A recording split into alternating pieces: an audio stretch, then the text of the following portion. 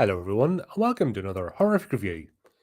Alright, tonight I am reviewing Die Alone, directed by Lowell Dean.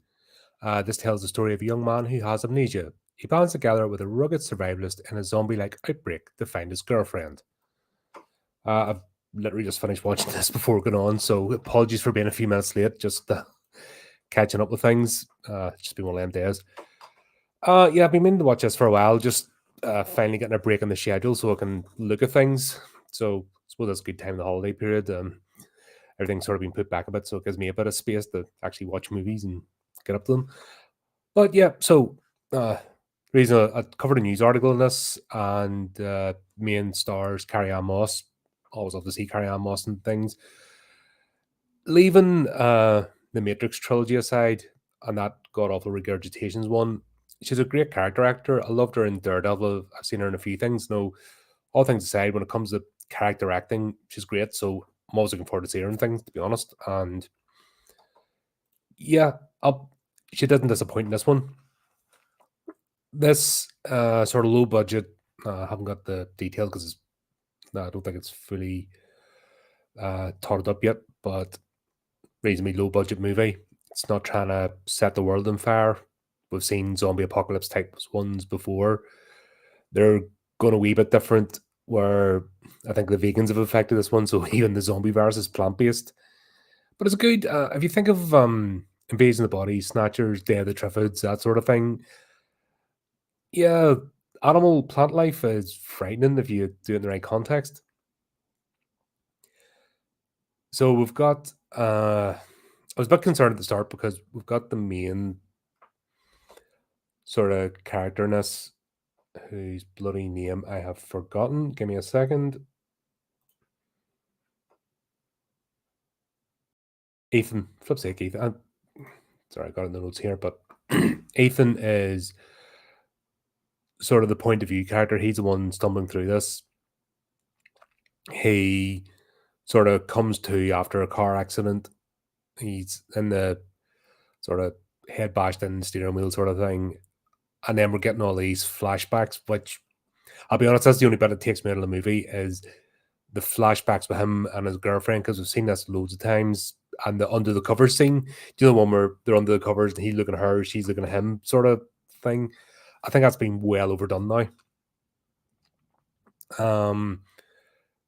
Too many movies have used it, so as a storytelling device, it's kind of played out. So they'll need to think of something else. Of course, she's there, she disappears and stuff, but he's basically scrabbling around the place as if he's just woken up. Sort of 28 days later vibe they're trying to give here, that he's sort of stumbled into the apocalypse. We're getting that sense that time's passed, not what he said, because he thinks he's only been out for a couple of days. But when we see not how far the world's degenerated, that's never the telling of time. You know, we know this world's in a powder keg and it's just one incident and everyone just tearing themselves apart. It's the rebuilding part, so the ingenuity, the reinventing technology and adapting, that's the bit that takes time. There's not that many of us, and let's be honest, there's only a few of us really that are that inventive and practical. The rest of us sort of just stumble along. So that's sort of the true test, isn't it? Of time, that it takes a while for people to figure out, oh, right, if I wire this stuff together, it actually works. Because for those of us that aren't electricians or engineers, we're going to try and wire up 10 trucks and five of them are going to blow up. And four of them, nothing's going to happen. And one, you might get a spark off. And we need to practice that 100 times to get it, just to figure it out from scratch. The reason I'm just going on is because we see from the vehicles being driven and people going around the way they're dressed and that time has definitely went way past. Civilization is gone.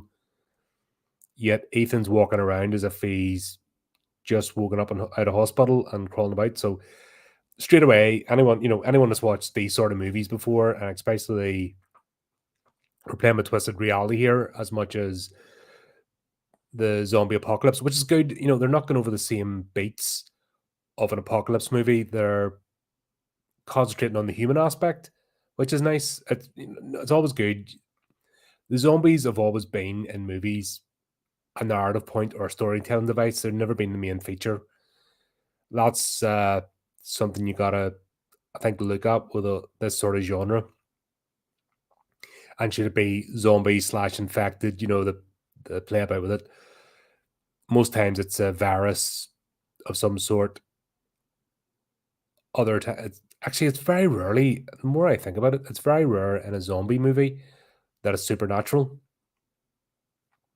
It's always either man-made or virus-based. Something's come up. It's never supernatural spirits taking over bodies or making them walk the earth. That's never what a zombie movie's about. So once you understand that, then you need something else, don't you? You need something else to be the hook.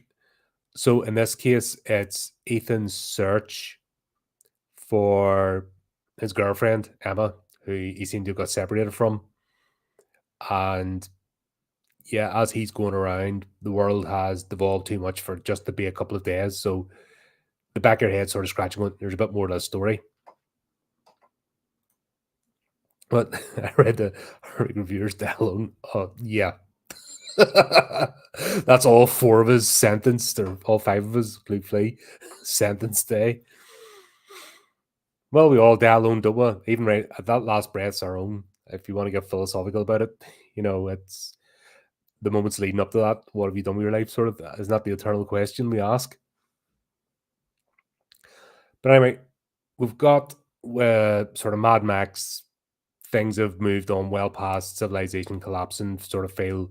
So some considerable times went past, which is fair enough. That's part of the story.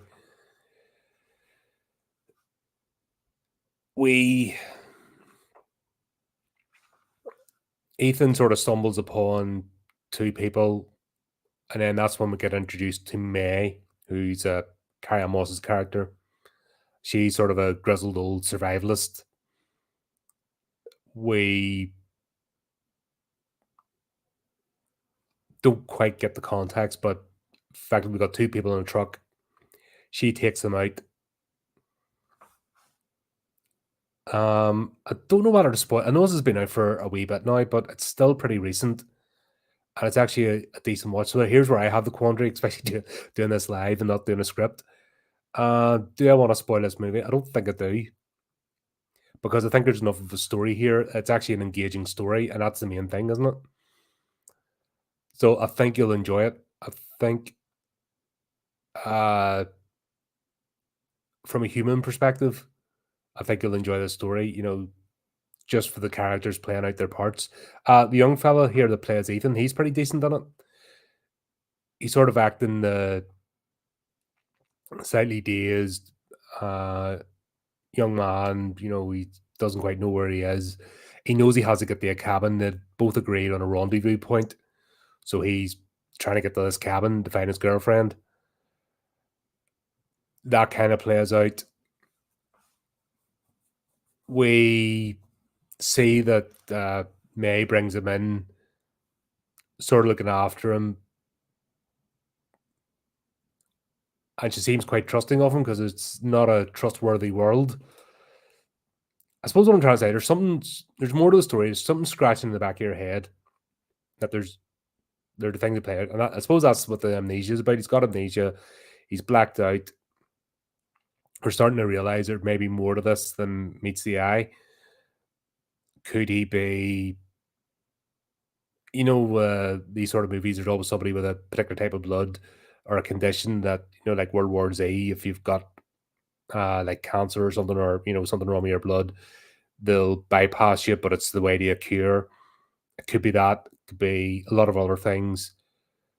But essentially what we'll have is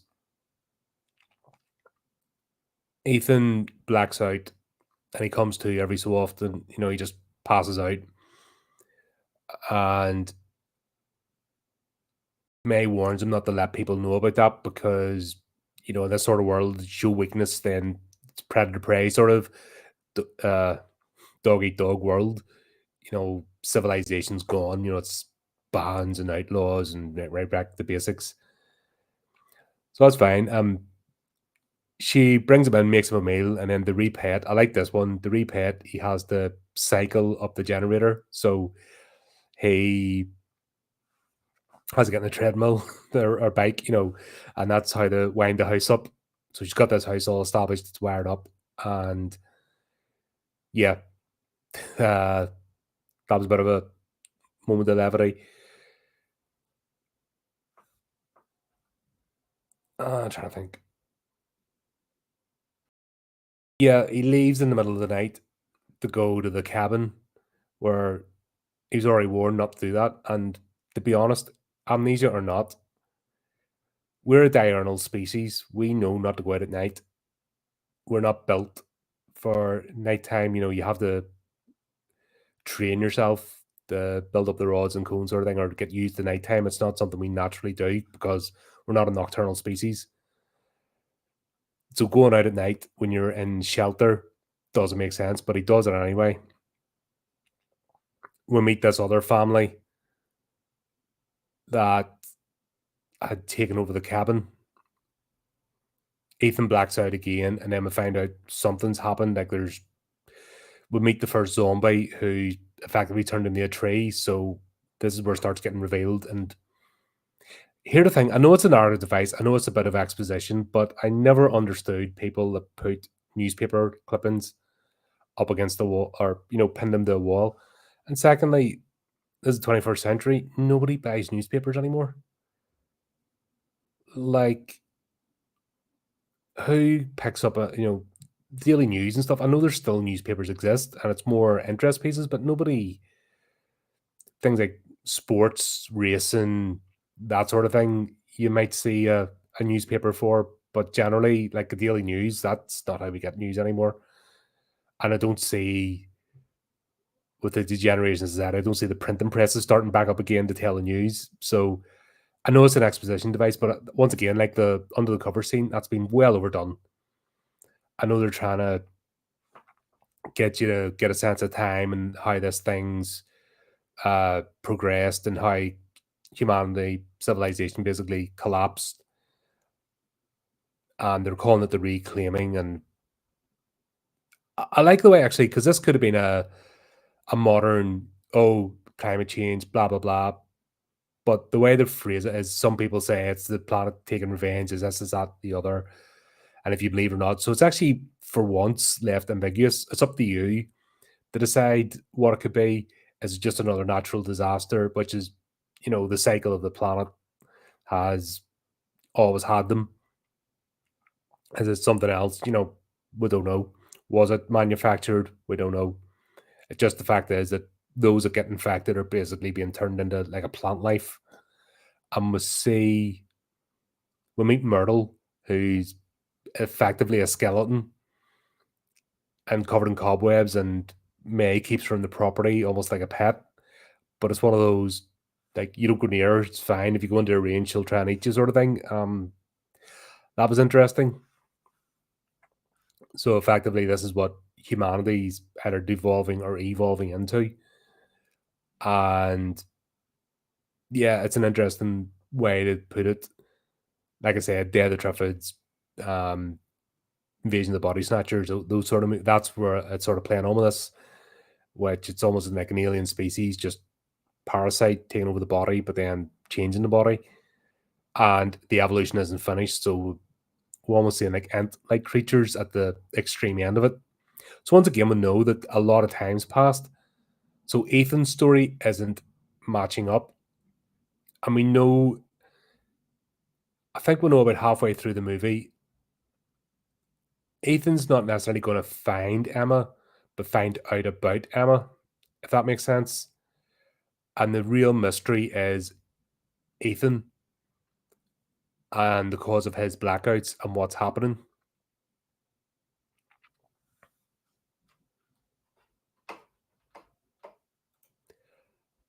Um, See, that's a tricky one because they're all effectively the same. They're all basically saying something jumpstarts bodies, but it's never fully the person comes back. It's something else animated within them. And we'll see this in nature. What's that? There's the parasite that goes into bugs and waggles it about for birds to eat, and then the parasite lays its eggs inside the bird. You know what I mean? There's things in nature that's horrendous. Do you know what I mean? That happens all around us, and it animates the body. You know, the bug's dead. There's a type of moss does it as well. I think you find it in Florida. Actually, there's a particular Floridian-based moss, and I think some of Central America that takes over insects and actually does the same thing. It gets them up. It actually crawl goes onto their bodies, crawls, animates them, makes them go up. So a bird will catch them, so it'll spread its spores. So we've got examples of this happening in nature. So who's to say that, and I think the story of the universe being so random that we cannot possibly fathom even even a hundredth of it, millionth of it, of what actually goes on. Our brains just aren't designed, and all the supercomputers of the day will only, if we don't ask the right questions, we'll never find out. You could leave a algorithm running for centuries and never come up with the answer. That's the like a mystery of life that plagues us as human because we've got imagination, and we always try and solve it. But the zombie stuff has always been the something takes over the body, something kickstarts the body. And I'm pretty much all I'm seeing now. I'm trying to think. Like 28 days later, that was a rage virus takes over. Ones like Return of the Living Dead, I think, is the least because it's a comedy anyway. But the fact that the people are still functioning, they get up from their graves and like falling apart, but they're shambling along. But they're still compos mentis, doesn't quite work. Night of the Living Dead, classic Romero. I don't think any of them's done anything different. I didn't like World War Z. I didn't enjoy that. I hated The Walking Dead. Just didn't like the series. But they're all pretty much the same. That's why I'm not a massive fan of the zombie slash infected genre. I just think it's very repetitive. Where this movie at least does it a bit differently is it doesn't focus on that. It just focuses on the human survival part. It's a bit like Arcadia. When I watched that, the Nicolas Cage one, they were either aliens or creatures, but it's pretty much how does humanity pick itself up and survive and live alongside these things, knowing that they're no longer the apex predator. I think that's the real story. But I don't think any zombie movie is better than the others in terms of like the zombie mechanics. I think they're all pretty much the same. I just find ones I don't like the runny, jumpy zombies. I think they're a bit much. Um, I just don't. I don't get it.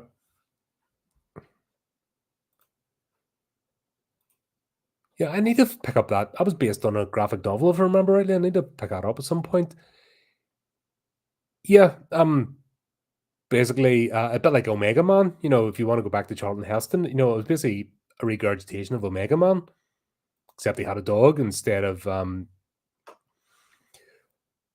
female companion. It's that sort of thing. You're basically essentially on your own in the world, and yeah, what happens when you encounter another human? But the zombies in it were a bit. I didn't like the CGI for a start, and they were showing they were intelligent, etc. And I'm glad they didn't go with the alternative ending. At least they stuck with the original ending for the theatrical release, because if you've ever seen the alternative ending to that, it's pretty horrendous. And I think that's what they're trying to make a sequel from, is basically try and gaslight people to tell them that the original ending wasn't the original ending, and they put out the alternative one, and they're trying to tell people this is what really happened, so they can shit out of the sequel. And you're like, what an effort to put out a subpar product because nobody's really going to be interested. And why not just make something new or in the universe? If you've built the universe, make another story in it, not involving the main character. Yeah, I don't think any zombie movie's really done anything different. I don't think we've ever got the, oh, right, that's the template for a zombie, that's what we want. And like I said, I don't think anybody's done Supernatural, Walking Dead, supernatural zombies. Correct me if I'm wrong, but I generally don't think that's not the theme of the genre. But like so this movie, it's not, they're only a storytelling device, it's a plot point. The real story in this is Ethan's and him unraveling the mystery, basically unreliable narrator, warped reality, it's as he slowly figures out what's happened. Yeah.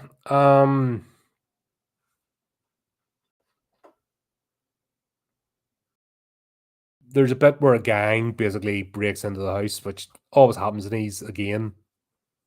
It's not new. You have a fortified location, somebody leaves the door open, somebody comes in, gets broken open, it's pretty standard. That's not what you're watching this movie for, to be honest. So if you're expecting like a brand new take on the zombie genre, you're not going to get it. If you're looking for a brand new take on like post-apocalyptic survival sort of stuff, you're not going to get it with us. It's the character acting and the interaction and the unraveling the mystery. That's what the story does quite well. And yeah, I'll be honest, as things get revealed until we get the final flashback at the end, which is the big reveal and uh the explanation and all things come undone. It's a decent story.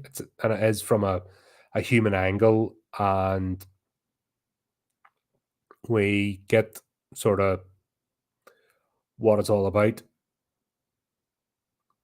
Um, the reveal at the end, you sort of then go back over because there's enough breadcrumbs. It's one of those. There's plenty of breadcrumbs dropped throughout the movie for you to pick up on what's actually happened. Biggest things is Ethan's cast. He has a plaster Paris cast, and he broke his arm in an accident, and Emma, his girlfriend, was a doctor, so she was able to patch him up. That becomes a main plot point, and we kind of suspect about halfway through.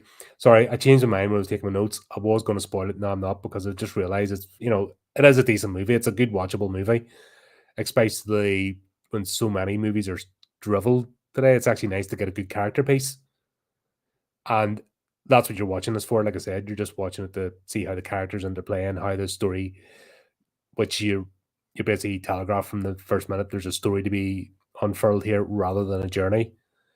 Ethan isn't on a journey; he's already been in the journey, and I just find out how he's ended up where he is and what's happening. Because, like I said, there's enough breadcrumbs, and you'll ask questions about why people do certain things, and then it all makes sense. And yeah, it's the story about the amnesia, it's the unreliable narrator, and it's the reveal of what's led to this point.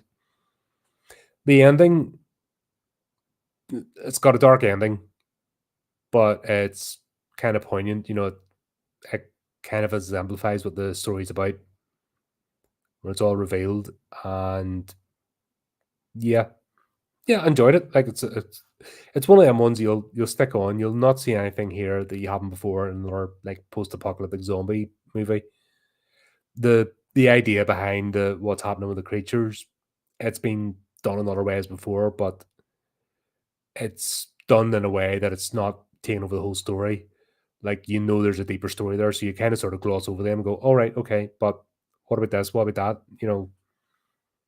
And all in all, enjoyed it and glad I watched it. So that's what I'm going to try and do this week and next week, because we've got a couple.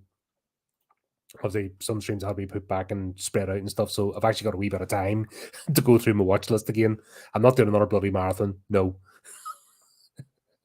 not doing that. That was horrendous. But yeah, that's what I'm going to try and do is catch up on a few. Is there anything in particular you want me to catch up on? Just to put a few ideas out there. I've got some random stuff that mightn't be in the sort of popular zeitgeist that's caught my eye. There's one I was going to watch last night. Um, what was it? Great White versus Kraken or something. It turns out it was a documentary. And I'm like, oh shit. The way they did the poster and all, I thought it was like a proper uh, shark versus Kraken or something. And I just thought it was going to be one of them daft movies, but it turned out to be an actual documentary about great white sharks, getting attacked by things from the deep. So there you go. I was tempted. I was tempted to cover it. But yeah, there's plenty of movies I'm going to look at anyway. But if you have any suggestions, let me know in the comments. And until next time, keep up to date with the channel, do the tech things, and remember to keep it creepy, keep it horrific.